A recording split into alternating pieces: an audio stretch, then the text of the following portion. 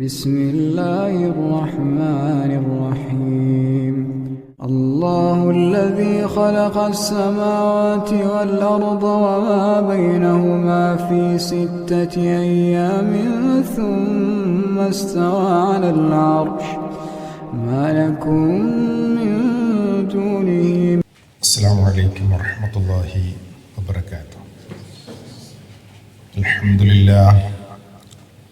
الحمد لله رب العالمين، نحمده ونستعينه ونستغفره ونستهديه ونؤمن به ونتوكل عليه ونعوذ بالله من شرور أنفسنا ومن سيئات أعمالنا.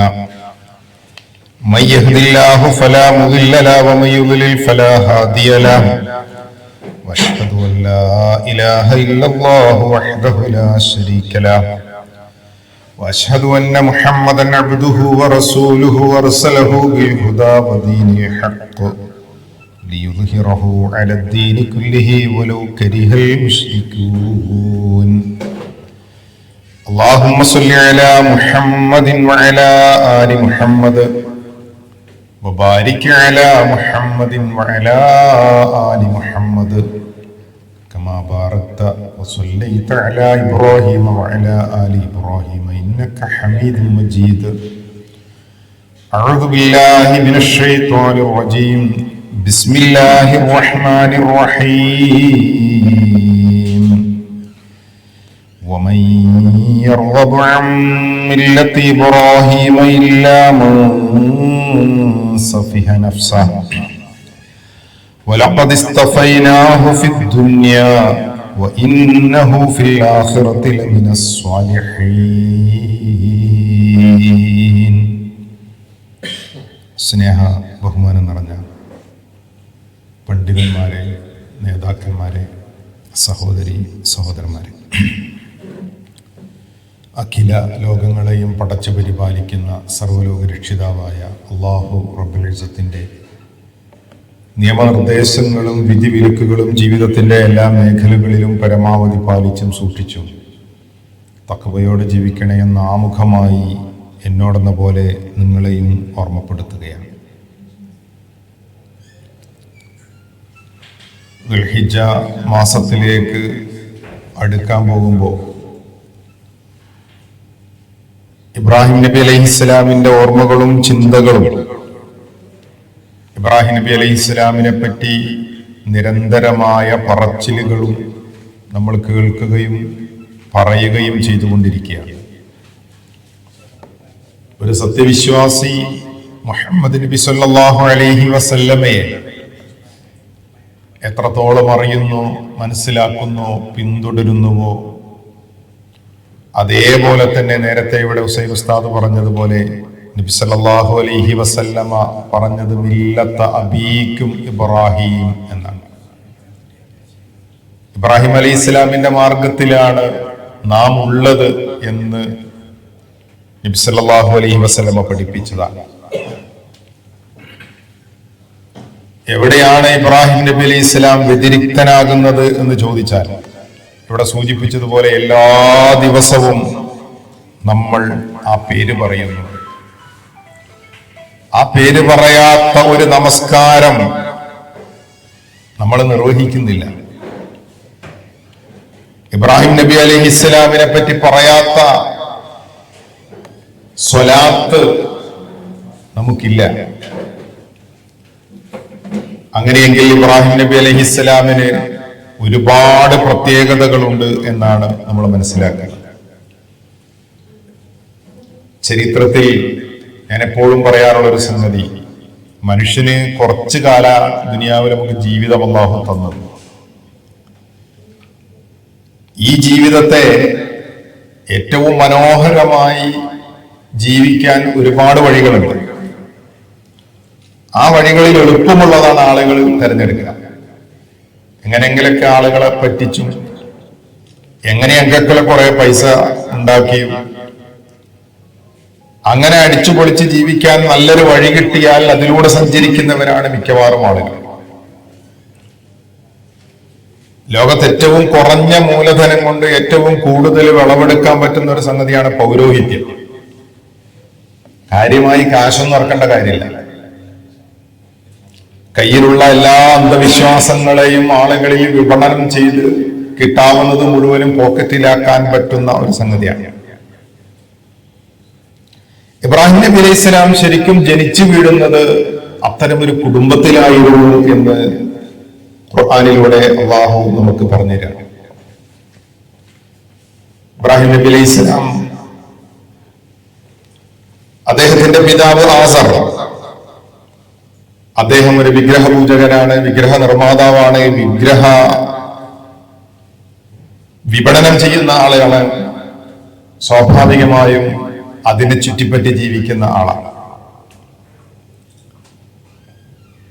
ആ ഒരർത്ഥത്തിൽ ആളുകളുടെ, വിശ്വാസികളുടെ, അന്ധവിശ്വാസികളുടെ നൈവേദ്യങ്ങളെയും നേർച്ചകളെയും കാണിക്കകളെയും അവലംബിച്ച് ജീവിക്കാൻ ഏറ്റവും എളുപ്പമുള്ള മാർഗമുണ്ടായിരുന്നു ഇബ്രാഹിം നബി അലൈഹി സ്വലാം.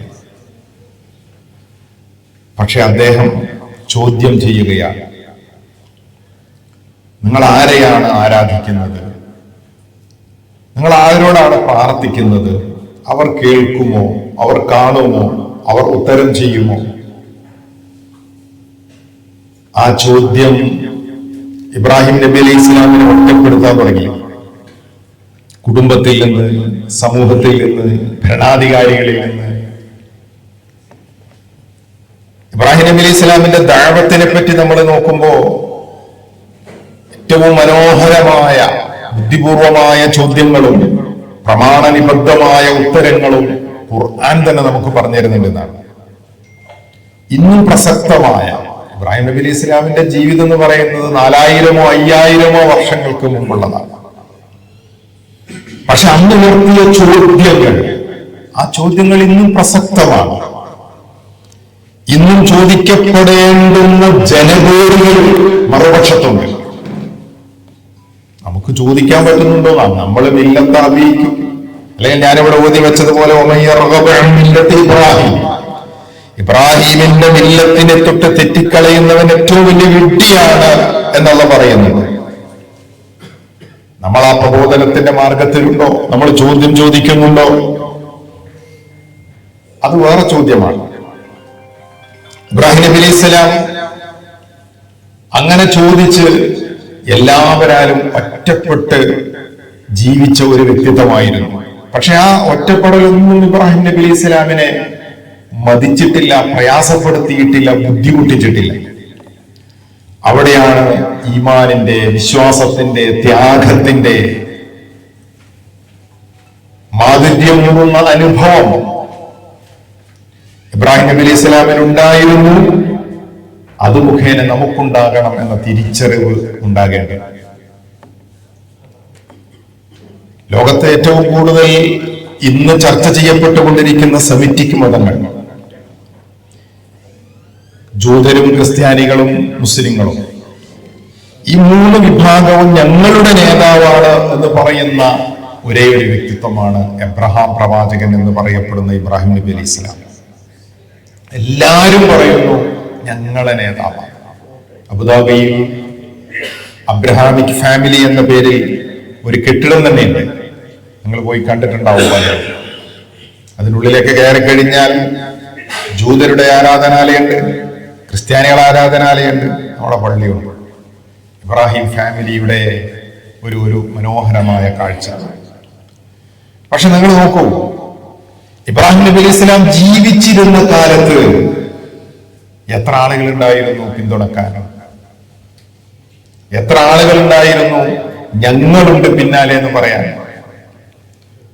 തൗഹീദി പ്രബോധനം തുടങ്ങിയപ്പോഴത്തേക്ക് അവർ ആചരിച്ചിരുന്ന, വിശ്വസിച്ചിരുന്ന ആചാരങ്ങളോട്, അനുഷ്ഠാനങ്ങളോട് അവയൊന്നും നമുക്ക് ചെയ്യേണ്ടതല്ല, ഇവയൊന്നും യുക്തിസഹമല്ല എന്ന് പറഞ്ഞപ്പോഴത്തേക്ക് വീട്ടുകാര് തിരിയുന്നു, നാട്ടുകാര് തിരിയുന്നു, ഭരണകൂടം തിരിയുന്നു. വലിച്ചെറിഞ്ഞ് കത്തിക്കാനുള്ള വിറക് പോലും നാട്ടുകാര് സംഭാവനയും നേർച്ചയും കൊടുക്കുന്നു എന്നൊക്കെയാ പറഞ്ഞത്.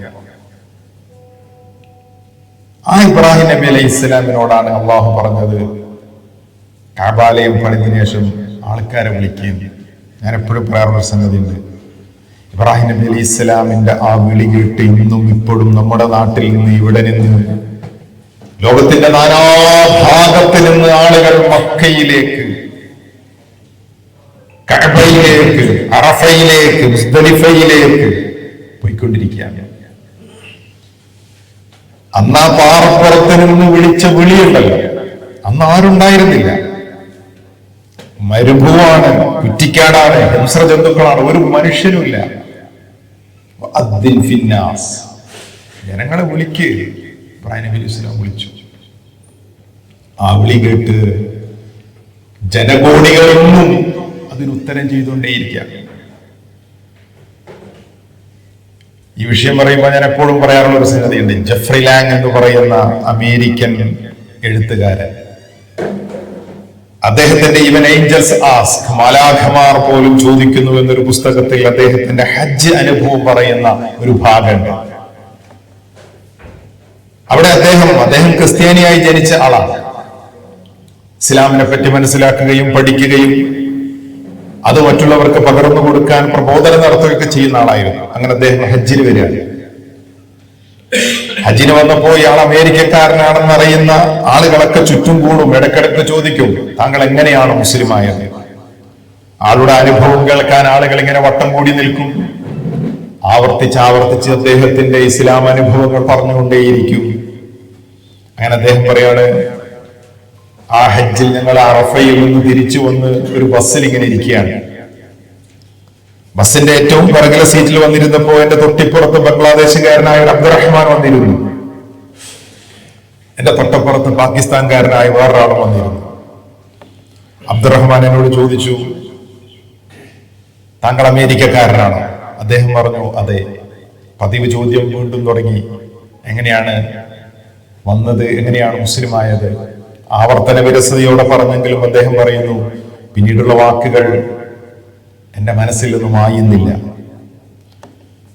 അദ്ദേഹം പറഞ്ഞു, പ്രിയപ്പെട്ട ജെഫ്രി, നിങ്ങൾ എപ്പോഴെങ്കിലും ആലോചിച്ചിട്ടുണ്ടോ, 5000 വർഷങ്ങൾക്ക് മുമ്പ് വെറും മരുക്കാടും കുറ്റിക്കാടുകളും മാത്രമുണ്ടായിരുന്ന ഈ ഭൂമിയിൽ നിന്ന് ഇബ്രാഹിം നബി അലൈഹിസ്സലാം വിളിച്ചപ്പോ അമേരിക്കയിൽ നിന്ന് നിങ്ങൾ ഇവിടെ എത്തിയില്ലേ? ബംഗ്ലാദേശിൽ നിന്ന് ഞാനിവിടെ എത്തിയില്ലേ? പാകിസ്ഥാനിൽ നിന്ന് അപ്പുറത്തിരിക്കുന്ന അഹമ്മദ് എത്തിയില്ലേ? ഇന്നെങ്ങാനും ഇബ്രാഹിം വന്നിരുന്നുവെങ്കിൽ ഒറ്റക്ക് നടന്നുപോയൊരു മനുഷ്യന്റെ പിന്നിൽ ജനകോടികളുടെ മറിയുമ്പോ എന്താഹ്ലാദമായിരിക്കും ആ മനസ്സിന്, എന്ത് സന്തോഷമായിരിക്കും ആ വ്യക്തിത്വത്തിന്. അദ്ദേഹം പറഞ്ഞു, ഞാനത് ആലോചിച്ചിട്ട് എന്റെ കണ്ണ് നിറഞ്ഞുപോയി. പ്രിയപ്പെട്ടവരെ, ഇബ്രാഹിം നബി അലൈഹിസ്സലാം ഒറ്റക്ക് നടന്നുപോയെങ്കിലും ആ വഴി ശരിയായിരുന്നു എന്ന് ബോധ്യപ്പെട്ടപ്പോ പിന്തിരിപ്പിക്കാനും ഭരണകൂടവും കുടുംബവും നാട്ടുകാരും ഒരു ജനസമൂഹം ഒന്നാകെ ഉണ്ടായപ്പോഴും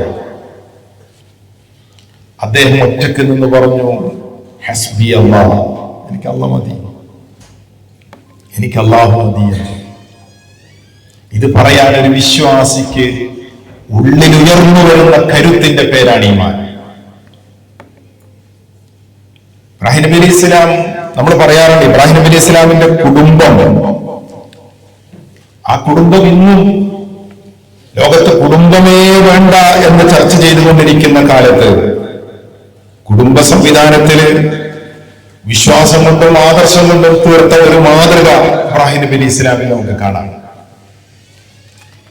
ഇബ്രാഹിം നബി അലൈഹി ഇസ്ലാമിന്റെ കുടുംബവും ഈ ആദർശ പ്രബോധനത്തിലും ആദർശത്തിലും ഉറച്ചു നിന്ന് ലോകത്തിന് മാതൃകയായി. ത്യാഗമാണ് ബലിപെരുന്നാൾ എന്ന് പറയപ്പെടാറുണ്ട്. അതും കൂടി പറഞ്ഞ് ഞാൻ ആ കുടുംബവുമായി ബന്ധപ്പെട്ട ചില കാര്യങ്ങളിലേക്ക് പ്രവേശിക്കാനാണ് ആഗ്രഹിക്കുന്നത്.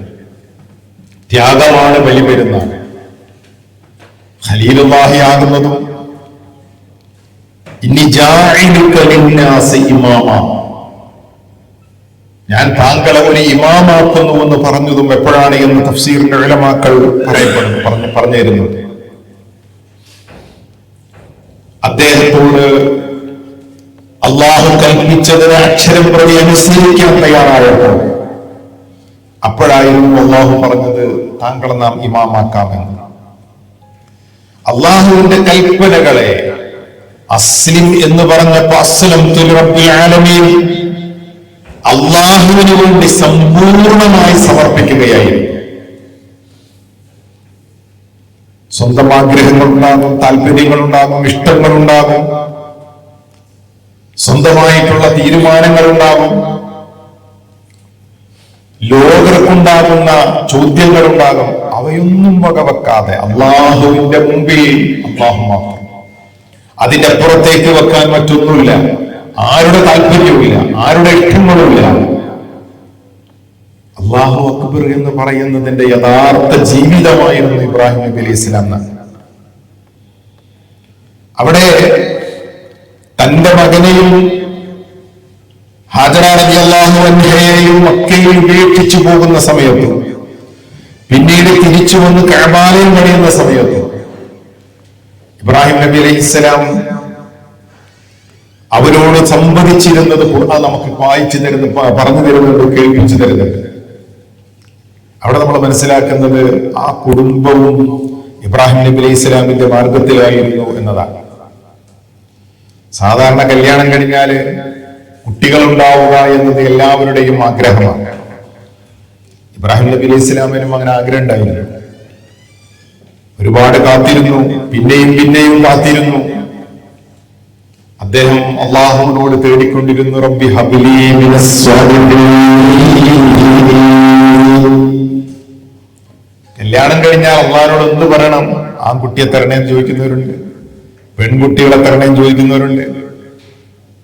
പലർക്കും പല വിഷനാണ്. പെൺകുട്ടികളാണെങ്കിൽ അടങ്ങി ഒതുങ്ങി വളർന്നോളൂ, ആൺകുട്ടികളാണെങ്കിൽ എന്തെങ്കിലുമൊക്കെ വരുമാനം അവർ പിന്നീട് നമ്മളെ നോക്കാൻ ഉണ്ടാക്കി തരും. ഒക്കെ വെറുതെയാണ്. 5ഉം 10ഉം കുട്ടികൾ ഉണ്ടായിരുന്നിട്ട് തിരിഞ്ഞു നോക്കാനില്ലാതെ മരണപ്പെട്ടു പോകുന്ന വൃദ്ധർ നമ്മുടെ നാട്ടിലുണ്ട്, നമ്മുടെ അയൽപക്കത്തുണ്ട്. അത്ര കുട്ടികളുണ്ടായിട്ടും ഒരു ഉപകാരമില്ല മൗലവിന്ന് പരാതി പറയുന്ന അനേകം മാതാപിതാക്കൾ നമ്മുടെ നാട്ടിലുണ്ട്. ആണുണ്ടായോ പെണ്ണുണ്ടായോ എന്നുള്ളതൊന്നും കാര്യമല്ല, ആരുണ്ടായിട്ടും കാര്യമില്ല. ആകെ ഉണ്ടാവേണ്ടത് സ്വാലിഹായ സന്താനങ്ങളാണ്. അവർ ദുനിയാവിലും ആഖിറത്തിലും നമുക്ക് ഉപകാരം ഉണ്ടാവും. സ്വാലിഹല്ലേ, ദുനിയാവും ചിലപ്പോ നമ്മളെ പ്രയാസത്തിലാക്കും, ആഖിറത്തിലും പ്രയാസത്തിലാക്കും. അതുകൊണ്ടാണ് ആരെ ചോദിക്കണമെന്ന വിഷയത്തിൽ ഇബ്രാഹിം നബി അലൈഹി ഇസ്ലാമിന്റെ പ്രാർത്ഥനയിൽ ഒരു മാതൃകയുണ്ട്. അച്ചോനെ നൽകണേ അല്ലാഹുവേ, നല്ലതിനെ തരണേ. ആരായാലും ചിലപ്പോ ആൺകുട്ടികളെക്കാൾ പെൺകുട്ടികളായിരിക്കും ഉപകാരം ഉണ്ടാകുക, ചിലപ്പോ പെൺകുട്ടികളെക്കാൾ ആൺകുട്ടികളായിരിക്കും ഉപകാരം ഉണ്ടാകുക, ചിലപ്പോ രണ്ടും ഉപദ്രവമായി തീരുകയും ചെയ്യും. ഏതൊക്കെയായിരുന്നാലും അള്ളാഹുവിനോട് ചോദിക്കുമ്പോ അള്ളാഹുവേ നല്ലതിനെ തരണേ എന്ന് ചോദിക്കാൻ. അങ്ങനെ ഇസ്മായിൽ അലൈഹിസ്സലാമിന് അള്ളാഹു കൊടുക്കുന്നു.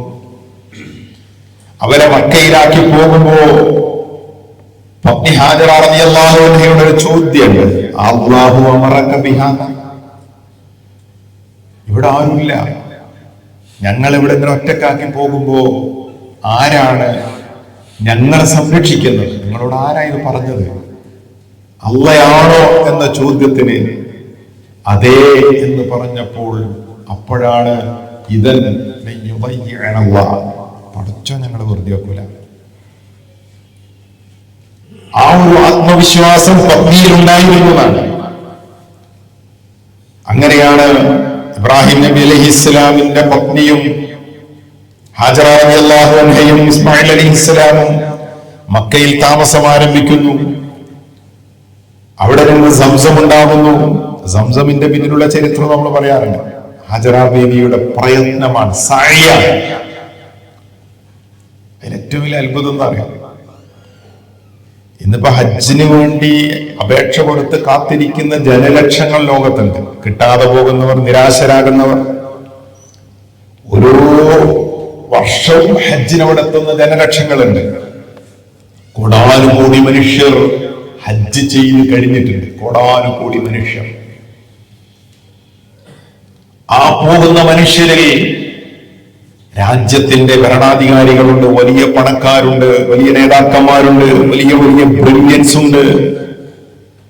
എല്ലാ മനുഷ്യരെയും അല്ലാഹു കൊണ്ടുപോയി നടത്തുന്നത് എവിടെ പറയും? കറുത്ത ഒരു പെണ്ണ് ഹാജറ റളിയല്ലാഹു അൻഹ. നമ്മൾ പാട്ടിലൊക്കെ കേൾക്കുന്ന പാൽനില പുഞ്ചിരി, പുഞ്ചിരിയൊക്കെ പാൽനിലാവായിരിക്കും, പക്ഷെ കറുത്തവളായിരുന്നു എന്ന് ചരിത്രം പഠിയാണ്. ഇബ്രാഹിം നബി അലൈഹി സ്വലാമിന് മിസ്റിൽ നിന്ന് ഒരു കോപ്റ്റിക് വംശജയെ കൊടുത്ത് അത് പിന്നീട് വിവാഹം ചെയ്ത് അങ്ങനെ ഉണ്ടായിരുന്ന കുട്ടിയായിരുന്നു ഇസ്മായിൽ നബി അലൈഹി സ്വലാം എന്നാണ്. അഥവാ ഒരു കറുത്ത പെണ്ണ് നടന്ന വഴിയിലൂടെ കോടാനുകൂടി മനുഷ്യർ നടന്നുകൊണ്ടിരിക്കുകയാണ്. കോടാനുകൂടി മനുഷ്യർ കാൽപാദങ്ങൾ വേദനിച്ച് നടക്കുകയാണ്. സഈ എന്ന് പറഞ്ഞാൽ പ്രയത്നം എന്നാണ്. പണിയെടുത്തിട്ടാണ് ആ സംസം ഉണ്ടായതെന്നാണ്. നമ്മൾ സിവിലൈസേഷനെ പറ്റി പറയാറുണ്ട്, നാഗരികതയും സംസ്കാരവും ഉണ്ടായത് നദീതടത്തിൽ നിന്നാണ് എന്ന്. അങ്ങനെയാണ് സിന്ധു നദീതട സംസ്കാരവും നൈൽ നദീതട സംസ്കാരവും. ആളുകളൊക്കെ അങ്ങനെ വള്ളത്തിലാണ് പോയി കൂടുക എന്നാണ്. ഇസ്ലാമിന്റെ സംസ്കാരം സംസമാണെന്നാണ്. കാരണം മരുഭൂമിയെ അന്ന് ആ വെള്ളം ഉത്ഭവിച്ചത് കൊണ്ടാണ് അവിടെ ആള് കൂടിയത്, അവിടെ ആൾക്കൂട്ടുണ്ടായത്, അവിടെ ജനവാസമുണ്ടായത്. ഇബ്രാഹിം നബി അലൈഹി ഇസ്ലാമിന്റെ മകനും മക്കളുടെ മക്കളുമൊക്കെയായിട്ട് പരമ്പരാഗതമായി പ്രവാചകന്മാരും പ്രബോധകന്മാരും ഒക്കെ ഉണ്ടായി തുടങ്ങിയത്. 1000 വർഷങ്ങളായി ലോകത്ത് നിലനിൽക്കുന്നത്. ഇന്നും ഏറ്റവും വൈവിധ്യമുള്ള കുലീനമായ ഒരു കൾച്ചർ എന്ന നിലയ്ക്ക് ഇസ്ലാമിനോളം പോരുന്ന ഒന്നും കൊണ്ടുവരാൻ കഴിയില്ല. ഇസ്ലാമിനെ വിമർശിക്കുന്നവരും ഇസ്ലാമിനെ എതിർക്കുന്നവരും ഒക്കെ കൊണ്ടുവരുന്നത് ഒരിക്കലും ആർക്കും അംഗീകരിക്കാൻ പറ്റാത്ത ഒരു ഉയർന്ന ചിന്താഗതിയുള്ള ഒരു സമൂഹവും പിൻപറ്റാൻ ആഗ്രഹിക്കാത്ത പലതുമാണ്. അതുകൊണ്ടാണ് എത്രയൊക്കെ വിമർശനങ്ങൾ ഉണ്ടായിട്ടും ഇസ്ലാം നിലനിന്നുകൊണ്ടേയിരിക്കുന്നത്. മനുഷ്യൻ ഭൗതികവാദത്തിൽ പണ്ടപ്പോഴേ മുന്നോട്ട് പോയിട്ടുണ്ട്. പക്ഷെ ഈ മെറ്റീരിയലിസം എന്ന് പറയുന്നത് അതിനൊരു പരിധിയുള്ളതാണ്. അതുകൊണ്ടാണ് ഇന്നും അമേരിക്ക ബാക്ക് ടു ഫാമിലി എന്ന ചോദ്യം എന്ന ഒരു മുദ്രാവാക്യം ഉയർത്തുന്നത്. കാരണം ഫാമിലി ഒന്നും വേണ്ട, കുടുംബം വേണ്ട, മക്കൾ വേണ്ട എന്നൊക്കെ പറഞ്ഞ് ജീവിക്കുന്ന ആളുകൾ അവസാനം പ്രായമാകുമ്പോ നോക്കാൻ ആളില്ല, വൃദ്ധസദനത്തിൽ ഒറ്റപ്പെട്ട് കഴിഞ്ഞു പോവാണ്. അവിടെയാണ് മനുഷ്യന് ഈ ഒരു പാരമ്പര്യത്തിലൂടെ മനുഷ്യന്റെ കെട്ടുറപ്പ്, സാമൂഹിക ഭദ്രത, ജീവിതത്തിന്റെ സൗന്ദര്യം, അവന്റെ ആത്മാവ്, അവന്റെ ശരീരം, അവന്റെ ജനനം, അവന്റെ മരണം, അവന്റെ തുടക്കം, അവന്റെ ഒടുക്കം എല്ലാം മനസ്സിലാക്കി തരുന്ന പരിശുദ്ധ ഇസ്ലാം ഈ സംവിധാനം മുന്നോട്ട് വെച്ചിട്ട് ഇതാണ് എന്ന് പഠിപ്പിച്ചത്. ഇസ്മായിൽ നബി അലൈഹി ഇസ്ലാമിനെയും ഹാജറ റളിയല്ലാഹു അൻഹയും പിന്നീട് വന്ന് കണ്ട് അവിടെ നിന്ന് കഅബാലയം പണിയുന്ന ഇബ്രാഹിം അലൈഹി ഇസ്ലാം.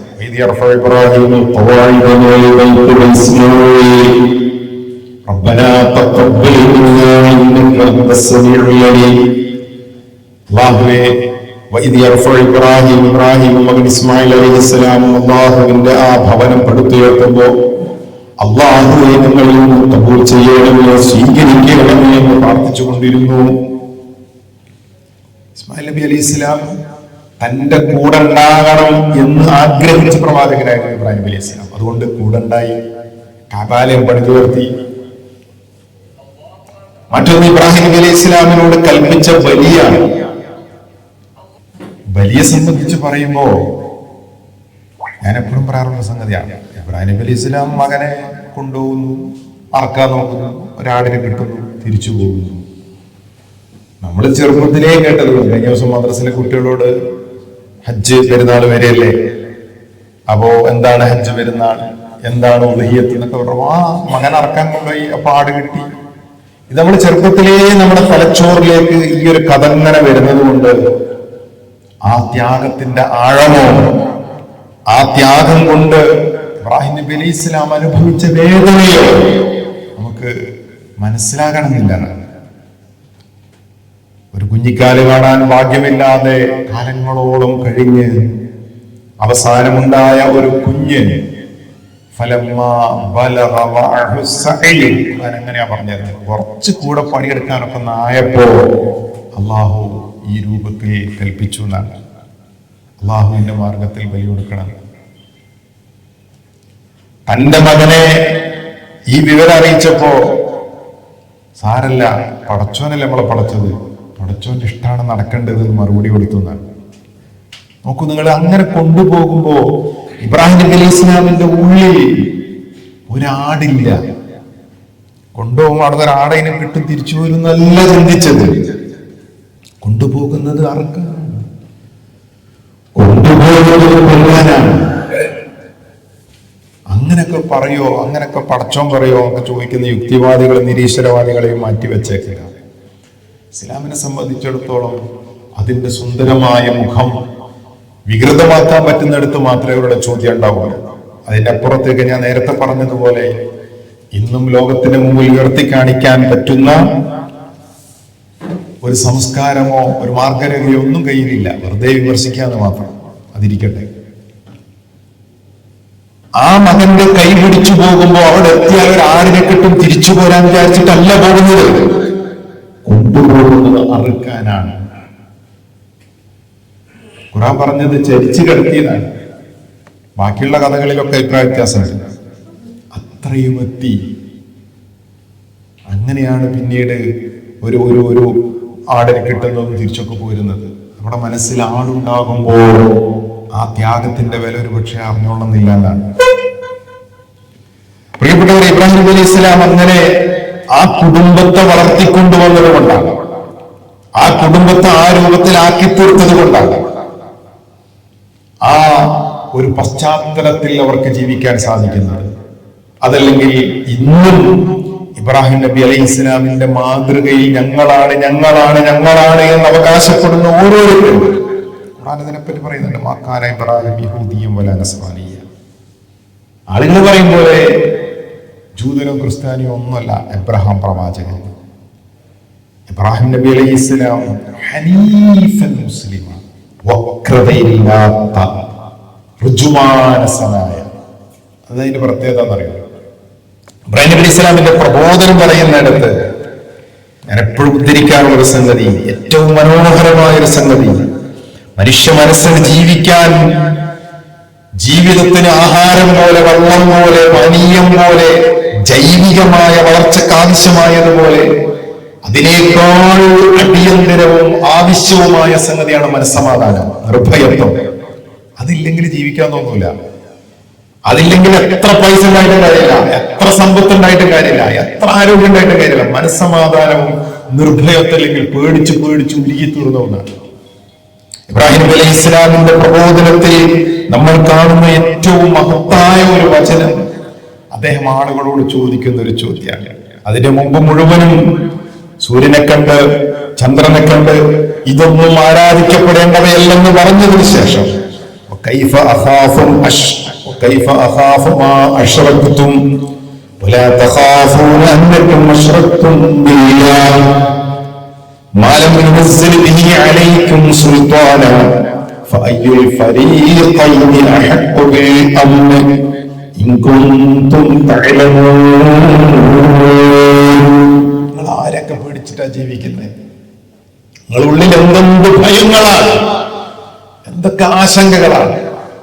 എല്ലാ ഭയങ്ങളെയും ഇല്ലാതാക്കി കളയുന്ന ഒരു നിർഭയത്വത്തിന്റെ പേരാണ് ഈമാൻ. ആ ഈമാൻ അല്ലാഹു എന്ന വിചാരത്തിൽ നിന്ന്, എന്ന ആശ്രയത്തിൽ നിന്ന്, എന്ന അഭയകേന്ദ്രത്തിൽ നിന്ന് അണുകിട തെറ്റിപ്പോയാൽ അവിടെ പൈശാചികമായ ചിന്തകൾ ഉണ്ടാവും, പേടി ഉണ്ടാവും, ആശങ്ക ഉണ്ടാവും. അഗ്നിയിലെറിയപ്പെട്ട സമയത്ത് പോലും ഹദീസുകളിൽ കാണാം ജിബ്രീൽ അലൈഹിസ്സലാമിനോട് പോലുള്ള പ്രതികരണം നിന്നിൽ നിന്നാണോ അള്ളാഹുവിൽ നിന്നാണോ എന്നാണ് ചോദ്യം. അള്ളാഹുവിൽ നിന്നാണെങ്കിൽ മതി. അള്ളാഹു എന്ന വിചാരത്തിലേക്ക്, ആ ഒരു സ്ഥാനത്തേക്ക് മറ്റൊന്നിനെയും സങ്കല്പിക്കാൻ കൊണ്ടുവരാൻ ഇബ്രാഹിം നബി അലൈഹി സ്വലാം അനുവദിച്ചിരുന്നില്ല എന്നാണ്. അവിടെയാണ് പ്രിയപ്പെട്ടവരെ തൗഹീദിന്റെ അടിത്തറയിൽ നിന്ന് നമുക്ക് ഇബ്രാഹിം നബി അലൈഹി സ്വലാമിനെ പിൻപറ്റാൻ പറ്റുമോ? പിന്നെ ഒരു പ്രശ്നമില്ല. എന്തെല്ലാമോ ഭീതികൾ നമ്മുടെ മുമ്പിലുണ്ട്. ഇപ്പൊ യുദ്ധത്തിന്റെ കാർമേഘങ്ങൾ നമ്മുടെ മുകളിലുണ്ട്. ജീവിതത്തിൽ വരാൻ പോകുന്ന അനിശ്ചിതത്വങ്ങളുടെ ആധിയും ആശങ്കയും നമ്മുടെ ഉള്ളിലുണ്ട്. ഒന്നും ഒരു പ്രശ്നമല്ല. എന്താണോ വിളിച്ചത് അത് വരൂ. ഒന്നും ഉണ്ടാക്കില്ല. എല്ലാ മനുഷ്യരിലും ബേജാറുണ്ടാക്കാം. എല്ലാ മനുഷ്യരിലും ബേജാറുണ്ടാക്കാം. പക്ഷെ അതിനെ ഓവർകം ചെയ്യാനുള്ള എന്ത് ഇന്ധനമാണ് മറ്റുള്ളവരുടെ കയ്യിലുള്ളത്, നമ്മുടെ കയ്യിലുള്ളത് എന്ന പരിശോധനയാണ് പ്രധാനം.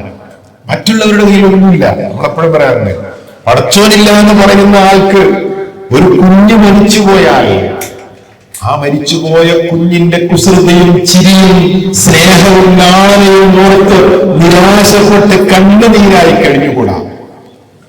പക്ഷെ പടച്ചോനുണ്ട് എന്ന് പറയുന്ന ഒരാൾക്ക് സാരല്ല, എന്റെ മോനെ ഞാൻ കാണും, എന്റെ മോനെ മറ്റൊരിക്കൽ ഞാൻ കാണും, എന്റെ മോനെ ഞാൻ മറ്റൊരിക്കൽ എന്റെ മടിയിലിരുത്തും എന്ന പ്രതീക്ഷയുണ്ട്. ഇത് തന്നെയാണ് ഇവിടെയും.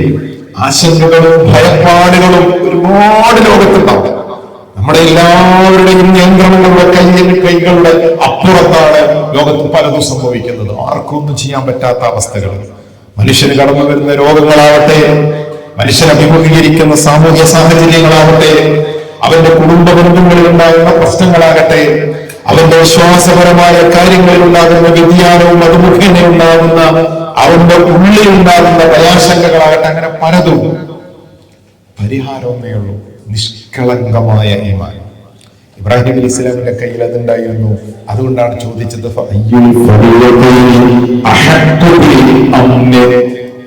നിങ്ങൾ എന്തിനല്ല പേടിക്കുന്നത്? എനിക്ക് ആരും പേടിക്കണ്ട, അള്ളാഹുവിനെ അല്ലാത്ത ഞാനാണ് നിർഭയത്വത്തിന് ഏറ്റവും അർഹതയുള്ളത്. നിങ്ങൾ പലതിനെയും പൂർണ്ണിച്ച് ജീവിക്കുകയാണ്. എന്ന ഇബ്രാഹിം നബി അലൈഹി സ്വലാമിന്റെ വാക്ക് റസൂലുള്ളാഹി സ്വല്ലല്ലാഹു അലൈഹി വസല്ലം പറഞ്ഞതായിട്ട് ഖുർആൻ സൂറത്തുൽ അഹ്സാബിൽ നമ്മൾ കേൾപ്പിക്കുന്നുണ്ട്. അത് ആളുകൾ പേടിപ്പിച്ചപ്പോഴായിരുന്നു. ബദറും ഉഹുദൊക്കെ കഴിഞ്ഞ് അല്പമൊക്കെ ശ്രീലാളിതരായി മക്കയിലെയും മദീനയിലും ഇങ്ങനെ കഴിഞ്ഞുകൂടുമ്പോ പലരും പറഞ്ഞു, നിങ്ങളെ തുടച്ചു നീക്കാനുള്ള പ്ലാനുമായിട്ട് വരുന്നുണ്ട് ശത്രുക്കൾ. അത് ഒന്നും രണ്ടും മൂന്നും ആളുകളല്ല, ഒരുപാട് സംഘങ്ങൾ. അൽ അഹ്സാബ് എന്ന് പറഞ്ഞാൽ കൂട്ടങ്ങൾ, സംഘങ്ങൾ എന്നൊക്കെയാണ്. ഒരു വൻ സംഘം നിങ്ങൾ ആക്രമിക്കാൻ വരുന്നുണ്ട്. അങ്ങനെ പേടിപ്പിച്ചപ്പോ ആ ഭയപ്പാട് ഉണ്ടാക്കിയെടുത്ത ഒന്നിനെയും ഉറപ്പിക്കാൻ സമ്മതിക്കാതെ അവിടെ കൊടുത്ത മറുപടിയാണ് ഹസ്ബി അല്ലാഹ്, ഹസ്ബുനല്ലാഹ്. ഖുർആൻ അങ്ങനെയാ പറഞ്ഞത്. അത് ഇബ്രാഹിം നബി അലൈഹി ഇസ്ലാമിന്റെ വാക്കായിരുന്നു. ഇന്നും നമ്മൾ പറയേണ്ടുന്ന അല്ലാഹ് മതി, അവലംബിക്കാൻ, ചോദിക്കാൻ, പറയാൻ, എല്ലാറ്റിനും അല്ലാഹു മതി എന്ന് നമുക്ക് പറയാൻ പറ്റുമെങ്കിൽ തീർച്ചയായിട്ടും അത് ഇബ്രാഹിം നബി അലൈഹി ഇസ്ലാമിന്റെ മില്ലത്താണ്. ഇബ്രാഹിം നബി അലൈഹി ഇസ്ലാമിന്റെ പ്രാർത്ഥനകളിൽ നമ്മൾ കാണുന്ന മറ്റൊരു സംഗതി, തന്റെ കുടുംബം ഈ ദീനിൽ ഉറച്ചു നിൽക്കണം എന്ന പ്രാർത്ഥനയും പ്രവർത്തനവും. ചില ആൾക്കാർ കുറെ പ്രാർത്ഥിക്കും, മക്കളെ മദ്രസയിൽ പറഞ്ഞേക്കൊരു സമയം ഉണ്ടാവില്ല. നമ്മളെ ഏതെങ്കിലുമൊക്കെ സംഘങ്ങളിൽ ഒന്ന് കൂടെ നിർത്താൻ, അത് MSMO അങ്ങനെ എന്തെങ്കിലുമൊക്കെ പേര് പറഞ്ഞിട്ടൊന്ന് കൂടെ നിർത്താൻ അതിലും വിട്ടുകൊടുക്കൂല. ഒരു ക്യാബിന് കഴിച്ചാൽ അവിടെ വിട്ടുകൊടുക്കില്ല. ഒരിക്കൽ കുറെ പഠിക്കാനുണ്ടെന്നൊക്കെ പറഞ്ഞ് അങ്ങനെ പോകും. അപ്പൊ എങ്ങനെങ്കിലൊക്കെ ദീനിന്റെ പരിസരത്തേക്ക് മക്കളെ അടുപ്പിക്കാൻ നമ്മൾ ശ്രമിക്കേണ്ടതുണ്ടല്ലോ. ഇബ്രാഹിം അലൈഹി ഇസ്ലാമിന്റെ പ്രാർത്ഥനയിൽ നമ്മൾ കാണുന്ന ഒരു സംഗതി ഉണ്ട്. റബ്ബിന്നി അസ്കൻതു മിൻ ദിയ്യതി ബിവാദിൻ ഗൈരി ദീ ദറഅ. അല്ലാഹുവേ, യാതൊരു കൃഷിയുമില്ലാത്ത ഒരു മലഞ്ചെരുവിൽ എന്റെ മക്കളെ ഞാനിതാ പാർപ്പിച്ചിരിക്കുന്നു നാഥ. എന്റെ ബൈതിക്കൽ മുഹറം. പക്ഷെ അവിടെ ഒന്നുണ്ട്, അല്ലാഹുവേ, നിന്റെ പരിശുദ്ധ ഭവനമുണ്ട്. അല്ലാഹുവേ, അവർ നമസ്കാരം നിലനിർത്താൻ വേണ്ടിയാണത്.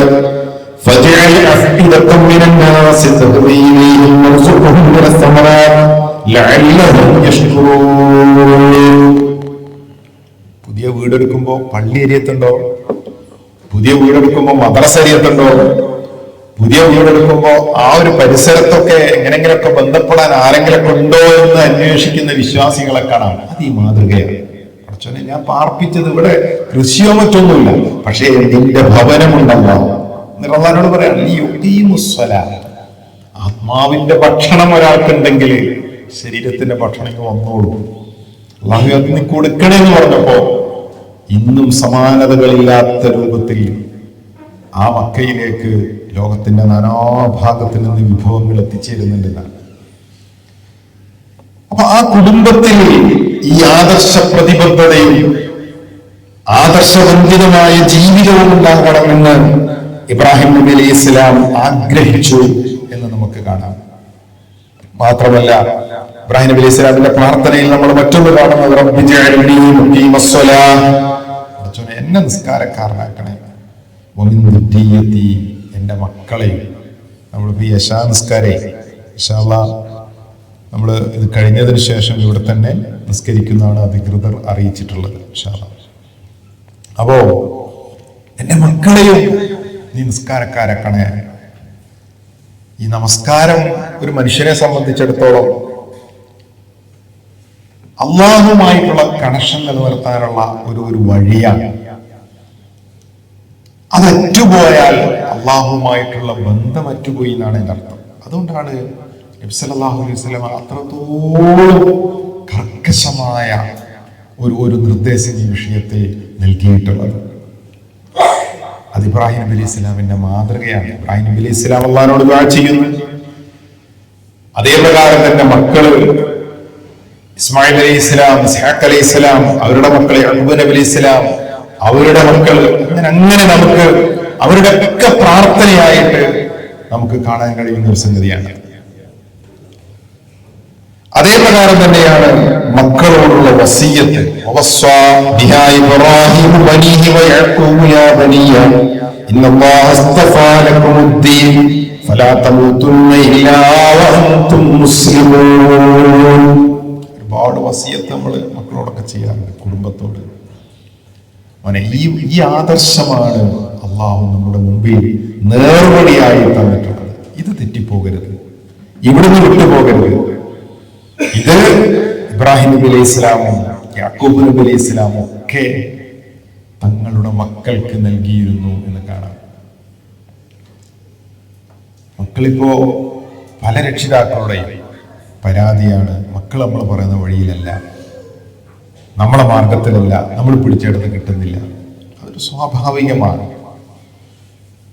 അതെല്ലാ കാലത്തും അങ്ങനെ ഉണ്ടായിട്ടുണ്ട്. ഇവിടെ രണ്ട് വീക്ഷണങ്ങൾ കാണാം. ഒന്ന്, ഒരു ശ്രമവും നടത്താതെ നൂഹ് നബി അലൈഹി ഇസ്ലാമിന്റെ ചരിത്രം പറഞ്ഞ് നടക്കുന്ന ആൾക്കാരുണ്ട്. നൂഹ് നബിന്റെ മോനൊക്കെ മുസ്ലിം ഒന്നും അല്ലല്ലോ, അതുകൊണ്ട് നമുക്ക് പടച്ചവനോട് പറയാലോ എന്നൊക്കെ പറഞ്ഞ് നടക്കുന്ന ആളുകളുണ്ട്. പക്ഷെ സത്യത്തില്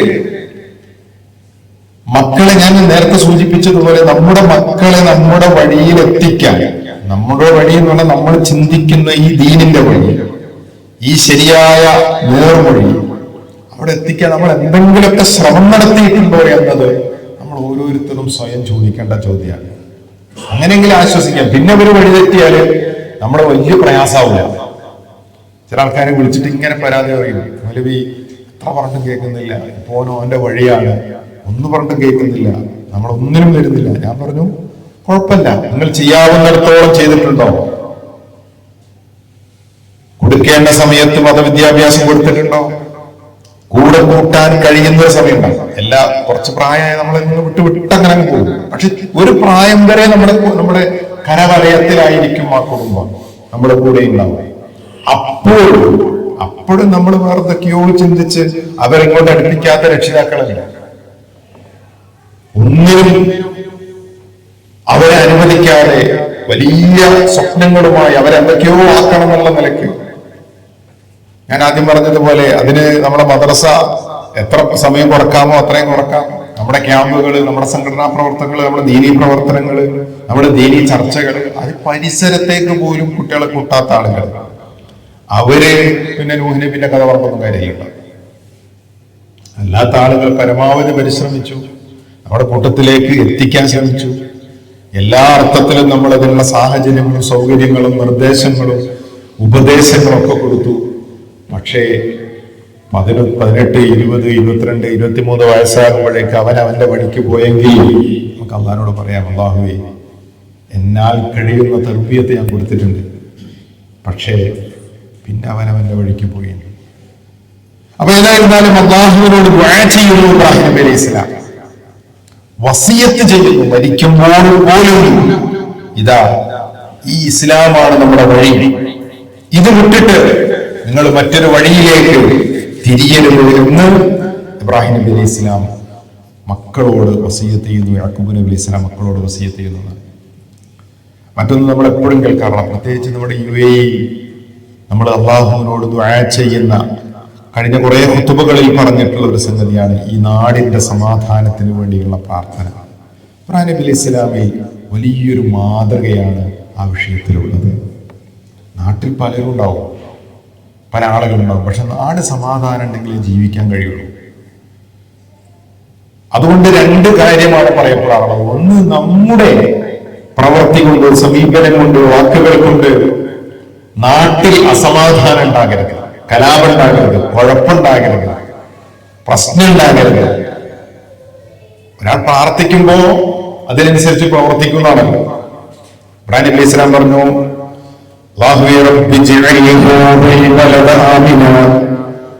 ഈ നാടിനെ നിർഭയത്വമുള്ള സമാധാനമുള്ള നാടാക്കണമേ റബ്ബേ. സമാധാനമുള്ള ഒരു നാട്ടിലെ ആളുകൾക്ക് ജീവിക്കാൻ തോന്നുള്ളൂ. എപ്പോഴും കുഴപ്പം, എപ്പോഴും പ്രശ്നമാണെങ്കിലും എങ്ങനെയെങ്കിലുമൊക്കെ രക്ഷപ്പെട്ടാൽ മതി എന്ന് തോന്നുന്നു. അപ്പൊ ആ പ്രാർത്ഥനയും പ്രവർത്തനവും ഇബ്രാഹിം നബി അലൈഹി സ്വലാമിന്റെ മാതൃകയായി നമുക്ക് കാണാം എന്നാണ്. മറ്റൊന്ന്, ഇബ്രാഹിം നബി അലൈഹി സ്വലാം അള്ളാഹുവിനോട് പ്രാർത്ഥിച്ചപ്പോഴൊക്കെ എല്ലാ കാര്യത്തിലും, നേരത്തെ നിസ്കാരത്തിൽ എന്റെ മക്കൾ വേണം, എന്റെ കുടുംബം വേണമെന്ന് പറഞ്ഞു. അതുപോലെ ഞാൻ ആദ്യം പറഞ്ഞു,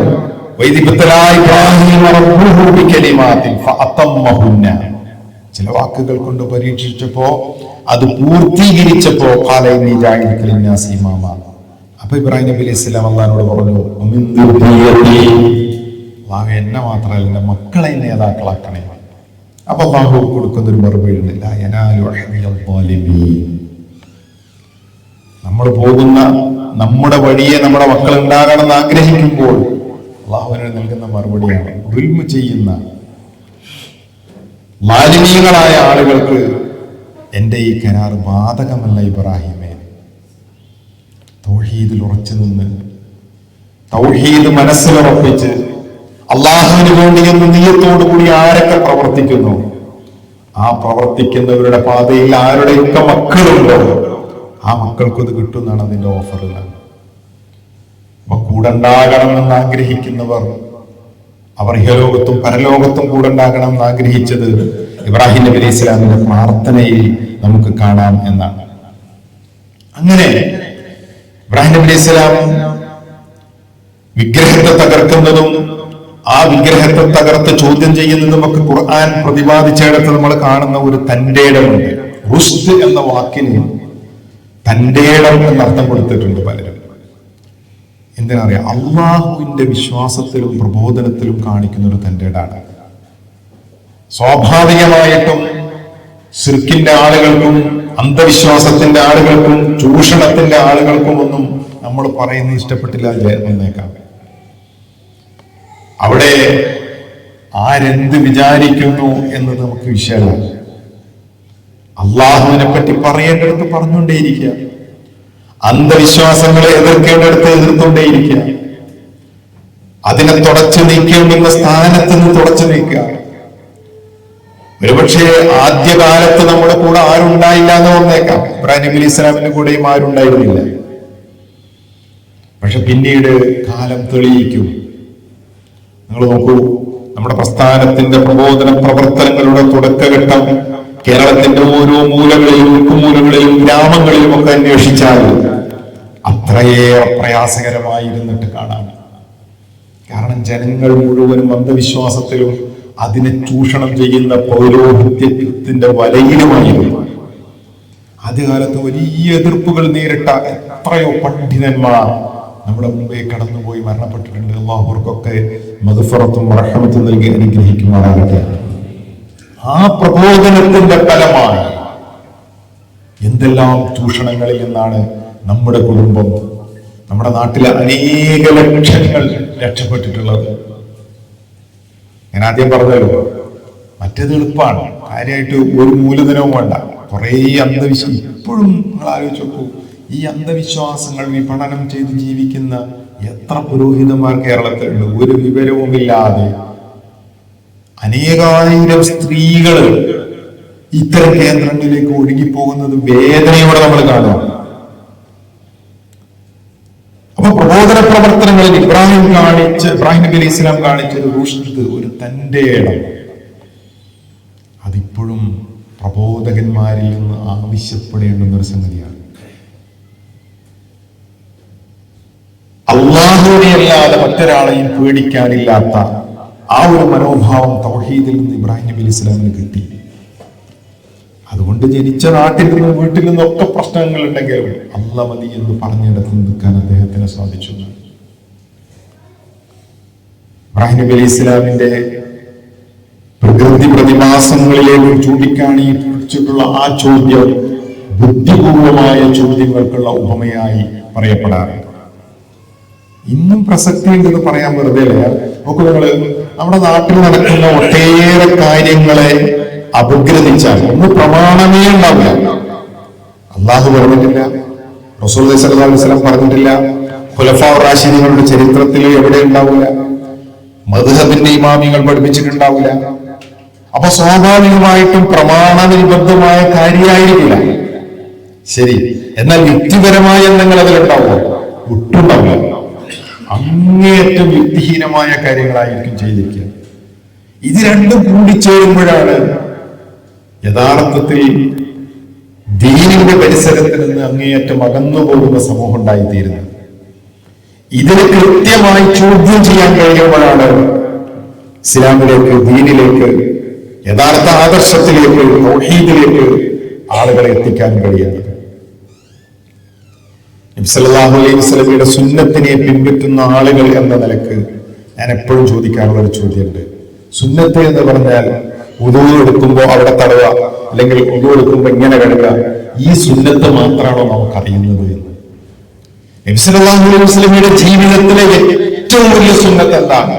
ദഅവത്താണ്, പ്രബോധനമാണ്, ആളുകളിലേക്ക് ദീൻ എത്തിച്ചു കൊടുക്കാനുള്ള പരിശ്രമമാണ്. അതിന്റെ പുറത്താണ്, അത് കഴിഞ്ഞിട്ടാണ് ബാക്കിയൊക്കെ. അതെടുത്താൽ കൂലിയുള്ളതും ഉപേക്ഷിച്ചാൽ കുഴപ്പമില്ലാത്തതും ഒക്കെ പറഞ്ഞിട്ട് നമ്മൾ ഫിഖ്ഹിപരമായിട്ട് അതിന് സാങ്കേതിക വ്യാഖ്യാനങ്ങൾ കൊടുക്കാറുണ്ട്. പക്ഷെ ഇസ്ലാമികമായി നബി സല്ലല്ലാഹു അലൈഹി വസല്ലമയുടെ സുന്നത്ത് എന്ന നിലക്ക് മുസ്ലിം ഉമ്മത്ത് ഏറ്റവും കൂടുതൽ ചെയ്യേണ്ട ഒരു പണിയാണിത്. ഇന്ന് ഏറ്റവും കുറവ് നടക്കുന്നതും ഇതാണ്. പ്രബോധന പ്രവർത്തനങ്ങൾ, അള്ളാഹുവിന്റെ ദീനിലേക്കുള്ള ക്ഷണം. ഇബ്രാഹിം നബി അലൈഹി സ്വലാമും ജീവിതത്തിന്റെ ഏറ്റവും പ്രധാനമായ ദൗത്യമായി സ്വീകരിച്ചിരുന്ന കാര്യം അതായിരുന്നു. അതുകൊണ്ട് പ്രിയപ്പെട്ടവരെ, ദീനുമായി ബന്ധപ്പെട്ട വിഷയം നമുക്ക് ഏറ്റവും പ്രാമുഖ്യമുള്ളതാണ്. അതിനെത്രയൊക്കെ എതിർപ്പുകൾ ഏതൊക്കെ ഭാഗത്തിൽ നിന്നുണ്ടായാലും ഈ മതപരമായി നമ്മൾ ചിന്തിക്കുമ്പോൾ ലോകത്ത് ഏറ്റവും കൂടുതൽ ഈ 3 മതങ്ങളിലുള്ളവരാണ്. അവിടെ നിന്ന് വേർപെട്ടു പോയിട്ട് പിന്നെ ഒന്നുമല്ല, മതമില്ല, പഠിച്ചോനില്ല എന്നൊക്കെ പറയുന്ന ആളുകൾ കൂടുതൽ ഉണ്ടായിട്ടുണ്ടാകാം. പക്ഷെ മൊത്തത്തിൽ നോക്കുകയാണെങ്കിൽ ഈ 3 മതങ്ങളിലുള്ളവരാണ് ലോകത്ത് ഏറ്റവും കൂടുതൽ മതവിശ്വാസത്തിന്റെ പേരിൽ അറിയപ്പെടുന്നവർ. എന്ന് പറഞ്ഞാൽ എവിടെയോ മനുഷ്യ ചരിത്രം തന്നെ യഥാർത്ഥ സത്യമായ ഈ ഇസ്ലാമുമായി ബന്ധപ്പെട്ട് കിടക്കുന്നതാണ്. എങ്കിൽ ഈ ബന്ധപ്പെട്ട ചരിത്രത്തിൽ ഏറ്റവും തെളിമയാർന്ന, ഏറ്റവും സ്ഫുടമായ, ഏറ്റവും മാനവികമായ, ഏറ്റവും മനോഹരമായ ഇസ്ലാമിന്റെ വക്താക്കളാണ് നമ്മൾ. ഇതിനെ അവതരിപ്പിക്കാൻ നമുക്ക് അപകർഷതാബോധം ആവശ്യമില്ല. ഇതിനെ അവതരിപ്പിക്കാൻ നമുക്ക് കുറ്റബോധം ആവശ്യമില്ല. കാരണം ഇതുപോലെയൊന്ന് ലോകത്ത് നമുക്ക് സമർപ്പിക്കാൻ മറ്റാർക്കും കൊണ്ടുവരാൻ കഴിഞ്ഞിട്ടില്ല, അതിന് കഴിയൂല. ഇത് ഖുർആന്റെ തന്നെ വെല്ലുവിളിയാണ്. അതുകൊണ്ട് പരിശുദ്ധ ഇസ്ലാം അതായിരുന്നു ഇബ്രാഹിം നബി അലൈഹി ഇസ്ലാം പ്രബോധനം ചെയ്തത്. അത് തന്നെയാണ് ഇപ്പോഴും നമ്മുടെ കയ്യിലുള്ളത്. പ്രപഞ്ച സഖാവായ പടച്ച തമ്പുരാനിലുള്ള വിശ്വാസം കൊണ്ട് ആർജിച്ചെടുക്കുന്ന ഊക്കും ഊർജവും കൊണ്ട് സമൂഹത്തോട് ചോദിക്കുവാനും കുടുംബത്തെ ഏറ്റവും പവിത്രമായ നിലയിൽ നിലനിർത്തുവാനും അങ്ങനെ തന്നെ അവരെ കൈപിടിച്ച് മുന്നോട്ട് കൊണ്ടുപോകുവാനും ആ വഴി ശരിയാണ് എന്ന് തെളിയിക്കുവാനുമുള്ള മാതൃകയാണ് ഇബ്രാഹിം നബി അലൈഹി സ്വലാം നമുക്ക് നൽകിയത് എന്ന്. അതോടൊപ്പം എല്ലാ കാട്ടിക്കൂട്ടലുകളും ഒക്കെ അങ്ങോട്ട് തീരും. ഇബ്രാഹിം നബി അലൈഹി സ്വലാമിന്റെ പ്രാർത്ഥനയിൽ വളരെ പ്രധാനപ്പെട്ട ഒന്നാണ് റബ്ബന തഖബ്ബൽ മിന്നാ എന്നത്. നമ്മുടെ ഈ പ്രോഗ്രാം നമ്മൾ എന്ത് ചെയ്താലും, നമ്മൾ ഉദ്ഹിയ്യത്ത് അറക്കാൻ നിയ്യത്ത് വെക്കുന്ന ആളുകൾ, നമ്മൾ എന്തൊക്കെ ചെയ്താലും അതൊക്കെ അള്ളാഹു സ്വീകരിക്കണം എന്ന ഒരു പ്രാർത്ഥന നമ്മൾ ഉണ്ടാകണം. ഇബ്രാഹിം നബി അലൈഹി സ്വലാമിന്റെ മാതൃകയിലുള്ള ഒരു സംഗതിയാണ്. അള്ളാഹുവിന്റെ പ്രവാചകന്മാരാണ്, അള്ളാഹ് പറഞ്ഞ പണിയാണ്, ലോകത്താദ്യമായി പടുത്തുയർത്തുന്ന ഒരു ഭവനമാണ്. ഇന്ന അവ്വല ബൈത്തിൻ വുദിഅ ലിന്നാസി വല്ലദീ ബിബക്കത മുബാറക എന്ന് ഖുർആൻ പ്രതിപാദിച്ച ലോകത്താദ്യത്തെ പള്ളി അള്ളാഹു പറഞ്ഞിട്ട് അവിടെ ചെയ്യുമ്പോൾ പോലും അവൻ അള്ളാഹു സ്വീകരിക്കണേ എന്നാണ്. നമ്മുടെ എല്ലാ കർമ്മങ്ങളും അള്ളാഹു കബൂൽ ചെയ്യുമ്പോഴേ നമുക്കത് ഗുണം ഉണ്ടാവും. കാട്ടിക്കൂട്ടലുകൾ കൊണ്ട് ഒരു ഗുണം ഉണ്ടാവില്ല. അതുകൊണ്ട് രാവിന്റെ നിശബ്ദതയിലും നമ്മുടെ ആത്മാർത്ഥത തെളിയിക്കുന്ന പ്രാർത്ഥനകൾ ഉണ്ടാകണം. നമ്മുടെ എല്ലാ കർമ്മങ്ങൾക്ക് പിറകെയും പഠിച്ചോനെ സ്വീകരിക്കണേ എന്ന് അള്ളാഹുവിനോട് ചോദിച്ചുകൊണ്ടേയിരിക്കണം. അള്ളാഹു അല്ലാത്ത മറ്റൊരാളോട് നമുക്ക് ചോദിക്കാനില്ല, പറയാനില്ല, പ്രാർത്ഥിക്കാനില്ല. അതുകൊണ്ട് മനസ്സ് തുറന്ന് അവനോട് പറഞ്ഞാൽ ദുനിയാവിലില്ലെങ്കിൽ ആഖിറത്തിൽ ഉറപ്പാണ് ഉത്തരം. ഒരു ചോദ്യവും വെറുതെയുമില്ല. ആ അർത്ഥത്തിൽ ഇൻഷാ അല്ലാഹ് ഇബ്രാഹിം നബി അലൈഹി സ്വലാമിന്റെ മാതൃകയിൽ സ്വീകരിച്ചുകൊണ്ട് നമുക്ക് മുന്നോട്ട് പോകാം. അള്ളാഹു അനുഗ്രഹിക്കുമാറാകട്ടെ. ഞാൻ അവസാനിപ്പിക്കുകയാണ്. ജീവിതത്തിന്റെ പ്രതിസന്ധികളും പ്രയാസങ്ങളും ഒക്കെ നേരത്തെ ഇവിടെ പറഞ്ഞു, ഒക്കെ വളരെ നിസ്സാരമാണ്. ആത്യന്തികമായി താരതമ്യേനെ നമ്മൾ പലതും തുലനപ്പെടുത്തുമ്പോൾ നമ്മൾ അനുഭവിക്കുന്നതൊക്കെ വളരെ നിസ്സാരമാണ്. നമ്മുടെ വഴികൾ വളരെ വിശാലമാണ്. ഇടുങ്ങിയ വഴിയിലൂടെ സഞ്ചരിച്ച അനേകം മുൻഗാമികൾ നമ്മുടെ മുമ്പിൽ കടന്നു പോയിട്ടുണ്ട്. അവരുടെ ദീനിയായ ജീവിതം പ്രയാസമായിരുന്നു, അവരുടെ ഭൗതിക ജീവിതം പ്രയാസമായിരുന്നു, അവരുടെ സാമ്പത്തിക നിലവാരം ബുദ്ധിമുട്ടിലായിരുന്നു, അവരുടെ ആരോഗ്യം പ്രയാസത്തിലായിരുന്നു. പക്ഷേ ഇതൊക്കെയും നമ്മുടെ ജീവിതത്തിൽ അത്രമേൽ വലുതായിട്ട് വന്നിട്ടില്ലെങ്കിൽ നമ്മൾ മനസ്സിലാക്കേണ്ടത് നമ്മൾ വലിയ സുഖത്തിലാണ്, നമ്മൾ വലിയ അനുഗ്രഹത്തിലാണ്. ഖുർആൻ ഇബ്രാഹിം നബി അലൈഹി സ്വലാമിനെ പറ്റി പറഞ്ഞ ഒരു പദപ്രയോഗം എന്നാണ്. എന്തൊക്കെ നിഅമത്തുകൾ അല്ലാഹു നൽകിയിട്ടുണ്ടോ ആ നിഅമത്തുകൾക്ക് ശുക്ർ ചെയ്യുന്നവരായിരുന്നു ഇബ്രാഹിം നബി അലൈഹി സ്വലാം. അല്ലാഹു നമുക്ക് തന്ന എന്തെന്ത് നിഅമത്തുകൾ, വളരെ നിസ്സാരമെന്ന് തോന്നാവുന്ന എന്തും എടുത്തു നോക്കിയാൽ അതൊന്നും പറഞ്ഞു തീർക്കാൻ പറ്റാത്ത അത്രയും വലിയ നിഅമത്താണ് എന്ന് ബോധ്യപ്പെടും. ഒരു ഒരു ഒരു തള്ളവിരല് നഷ്ടപ്പെട്ടാൽ മതി, ബാക്കി വിരലൊക്കെ വേസ്റ്റ് ആവുന്നത് എങ്ങനെ നമുക്ക് മനസ്സിലാവും അല്ലേ? ഒരുപാട് കാലം അള്ളാഹുവിന്റെ അനുഗ്രഹത്തോടു കൂടി നമ്മൾ അനുഭവിച്ച നമ്മുടെ ദഹനേന്ദ്രിയ പ്രക്രിയ ചെറിയൊരു തകരാറുണ്ടായാൽ ജീവിതത്തിൽ നമ്മൾ അനുഭവിക്കുന്ന ചെറിയൊരു പ്രയാസമാണ് അതുവരെ അനുഭവിച്ച അനുഗ്രഹത്തെ നമ്മൾ ഓർമ്മിപ്പിക്കുക. കാരണം മനുഷ്യൻ സുഖത്തിലും സന്തോഷത്തിലൊന്നും അള്ളാഹുവിന്റെ അനുഗ്രഹം ഓർമ്മിക്കില്ല. ഇബ്രാഹിം നബി അലൈഹി സ്വലാം ഈ രണ്ടവസരത്തിലും അള്ളാഹിനെ മറന്നില്ല എന്നൊക്കെയാണ് പ്രത്യേകത. കുട്ടിനെ കിട്ടിയപ്പോഴും കുട്ടിനെ കിട്ടാത്തപ്പോഴും. ആരോഗ്യമുള്ളപ്പോൾ അള്ളാഹുവിനെ പറ്റി ഓർമ്മിക്കാൻ ചിലപ്പോൾ ആയിക്കൊള്ളുന്നില്ല. ഒരു തലവേദന വന്നപ്പോൾ നമുക്ക് ഏറ്റവും കൂടുതൽ പ്രയാസം ഉണ്ടാക്കാൻ തലവേദനയായിരിക്കും.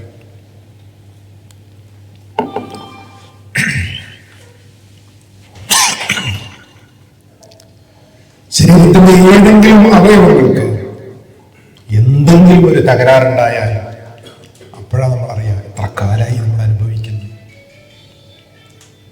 നമ്മൾ കുടിക്കുന്ന വെള്ളം മൂത്രമായാലും പുറത്തേക്ക് പോകും. കാലം അത്രയും ഒരിക്കലൊന്ന് ട്യൂബിടേണ്ടി വരുമ്പോഴാണ് എന്തൊരു അനുഗ്രഹമായിരുന്നു ഇത്രയും കാലം ഞാൻ അനുഭവിച്ചത്.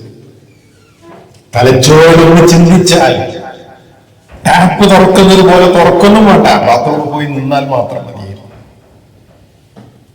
അങ്ങനെ അങ്ങനെ അല്ലാഹുവിന്റെ നിഅമത്തുകൾ എണ്ണി തിട്ടപ്പെടുത്താൻ കഴിയാത്തവയാണ്. ഇതൊന്നും വേറെ ആരും നമ്മളോട് പറഞ്ഞിട്ടില്ല ഞാനാ ചെയ്തെന്ന്. അല്ലാഹു അല്ലാത്ത ഒരാളും പറഞ്ഞു തന്നിട്ടില്ല. അല്ലാഹു മാത്രാണ് ഇതാ ഞാനാണ് നിങ്ങൾക്ക് നിങ്ങളെ ഡിസൈൻ ചെയ്തത് ഞാനാണ്, നിങ്ങളെ സൃഷ്ടിച്ചത് ഞാനാണ്, നിങ്ങളെ പടച്ചത് ഞാനാണ് എന്ന് പറഞ്ഞ് അള്ളാഹു പറഞ്ഞ ഓരോ നിഅമത്തുകളും ഇബ്രാഹിം നബി അലൈഹി സ്വലാം അള്ളാഹു നൽകിയ എല്ലാ നിഅമത്തുകൾക്കും ശുക്റുള്ളവനായിരുന്നു. പ്രിയപ്പെട്ടവരെ, ആ ശുക്ർ നമ്മുടെ ജീവിതത്തിൽ ഉണ്ടായിത്തീരാനുള്ള പരിശ്രമം നമ്മൾ നടത്തിക്കൊണ്ടിരിക്കുക. പരലോകത്തെത്തുമ്പോൾ ഇബ്രാഹിം നബി അലൈഹി സ്വലാമിന് തന്റെ പിതാവിനോടൊക്കെ വലിയ സ്നേഹമായിരുന്നു. ദുനിയാവിൽ ആ പിതാവിനെ രക്ഷപ്പെടുത്താനൊക്കെ ശ്രമിച്ചിട്ടുണ്ട്. പക്ഷേ പരലോകത്ത് എന്നെ വഷളാക്കരുതേ എന്ന് ഇബ്രാഹിം നബി അലൈഹി സ്വലാം പ്രാർത്ഥിക്കുന്ന പ്രാർത്ഥന ഖുർആനിലുണ്ട്. ദുനിയാവിൽ നമ്മൾ എന്തൊക്കെ അഭിമാനിയായി നടന്നാലും ദുനിയാവിൽ ചിലപ്പോൾ എന്തൊക്കെ വഷളത്തരം നമ്മുടെ ജീവിതത്തിൽ ഉണ്ടായി പോയി നമ്മൾ വഷളായി പോയാൽ ആത്യന്തികമായ നഷ്ടം പരലോകത്തായിരിക്കും. ഇവിടെ എങ്ങനെയെങ്കിലൊക്കെ ഒരുപക്ഷെ പരിഹരിച്ചു പോയേക്കാം. അതുകൊണ്ട് നാളെ അള്ളാഹുവിന്റെ കോടതിയിലെത്തുമ്പോൾ അതിനധികം സമയമൊന്നും വേണ്ട. രാത്രി ശ്വാസം നിലച്ചു പോയാൽ തീരാവുന്നതേ ഉള്ളൂ നമ്മുടെയൊക്കെ ജീവിതം. അള്ളാഹു ഈമാനോടുകൂടി ജീവിച്ച് ഈമാനോടുകൂടി മരണപ്പെടുന്നവർ നമ്മൾ ഉൾപ്പെടുത്തി അനുഗ്രഹിക്കുമാറാകട്ടെ. അള്ളാഹുവിന്റെ കോടതിയിലെത്തുമ്പോൾ അള്ളാഹുവെ നാളെ പരലോകത്ത് എന്നെ നീ വഷളാക്കരുതേ അള്ളാ എന്ന് ഇബ്രാഹിം നബി അലൈഹി സ്വലാം അള്ളാഹുവിനോട് ദുആ ചെയ്യുന്നുണ്ട്. അതെന്തുകൊണ്ട് എന്ന് വെച്ചാൽ അവിടെ ഖാലിദീന ഫീഹ എന്നാണ്. ഇവിടുത്തെ കുറഞ്ഞ കാല ജീവിതമാണ് അള്ളാഹുവിന്റെ പരീക്ഷണം. ആ പരീക്ഷണത്തിൽ ഇബ്രാഹിം നബി അലൈഹി സ്വലാം ജയിച്ചു കയറിപ്പോയി. ഇനി നമ്മൾ ആ വഴിയിലൂടെ സഞ്ചരിക്കുന്നവർ അവകാശപ്പെടുന്നവരാണ്. ആ അവകാശവാദം ശരിയാണോ തെറ്റാണോ എന്ന് തീരുമാനിക്കുന്നത് ആഖിറത്തിലാണ്. അവിടെ എത്തുമ്പോ ഒന്നും നേടിയില്ല എന്നറിഞ്ഞിട്ട് പരാജയപ്പെട്ടാൽ പിന്നെ തിരിച്ചു വരാൻ കഴിയില്ല. അല്ലാഹു സുബ്ഹാനഹു വ തആല നമ്മുടെ കുടുംബത്തെ ദീനിന്റെ വഴിയിലൂടെ മുന്നോട്ട് കൊണ്ടുപോകുവാൻ തൗഫീഖ് ചെയ്യുമാറാകട്ടെ. ഇബ്രാഹിം നബി അലൈഹി സ്വലാമിന്റെ മാതൃകയിൽ ഉറച്ച തൗഹീദോടുകൂടി ലാ ഇലാഹ ഇല്ലല്ലാഹ് പറയാനും പ്രവർത്തിക്കാനും പ്രബോധനം ചെയ്യാനും അല്ലാഹു നമുക്ക് ഏവർക്കും തൗഫീഖ് നൽകി അനുഗ്രഹിക്കുമാറാകട്ടെ. അവസാനം ലാ ഇലാഹ ഇല്ലല്ലാഹ് എന്ന കലിമത്ത് തൗഹീദ് ഉച്ചരിച്ചുകൊണ്ട് മരണപ്പെടുന്ന വിശ്വാസികളിലും വിശ്വാസികളിലും അല്ലാഹു നമ്മളെ ഉൾപ്പെടുത്തി അനുഗ്രഹിക്കുമാറാകട്ടെ. അല്ലാഹുവേ റബ്ബി ജഅൽ ഹാദൽ ബലദ ആമിന. അല്ലാഹുവേ ഈ നാട് സമാധാനമുള്ള നാടാക്കി തീർക്കണമേ റഹ്മാനേ. അല്ലാഹുവേ ഈ നാടിന്റെ ഭരണാധികാരികൾക്ക് ദീർഘായുസ്സും ആഫിയത്തും ആരോഗ്യവും നൽകി അനുഗ്രഹിക്കണമേ അല്ലാഹ്. അല്ലാഹുവേ ഞങ്ങളിൽ നിന്ന് മരണപ്പെട്ടു പോയ ഞങ്ങളുടെ മാതാപിതാക്കൾ, ഞങ്ങളുടെ ബന്ധുമിത്രാദികൾ, അയൽവാസികൾ, ഉസ്താദുമാർ അവർക്കൊക്കെ നീ മഗ്ഫിറത്തും റഹ്മത്തും നൽകി അനുഗ്രഹിക്കണമേ അല്ലാഹ്. അല്ലാഹുവേ ഞങ്ങളെയും അവരെയും നിന്റെ ജന്നാത്തുൽ ഫിർദൗസിൽ ഒരുമിച്ച് കൂട്ടണമേ റഹ്മാനേ. അല്ലാഹുവേ ഞങ്ങളുടെ കുടുംബത്തിലെ സമാധാനവും സന്തോഷവും സംതൃപ്തിയും നൽകി അനുഗ്രഹിക്കണമേ അല്ലാഹ്. സാമ്പത്തികവും ശാരീരികവും മാനസികവുമായ എല്ലാ പ്രയാസങ്ങളിൽ നിന്നും ഞങ്ങൾക്ക് നീ മോചനം നൽകി അനുഗ്രഹിക്കണമേ റഹ്മാനേ. ربنا تقبل منا إنك أنت السميع العليم وتب علينا إنك أنت التواب الرحيم آمين برحمتك يا أرحم الراحمين. وصلى الله على محمد وعلى آل محمد والحمد لله رب العالمين. السلام عليكم ورحمة الله وبركاته.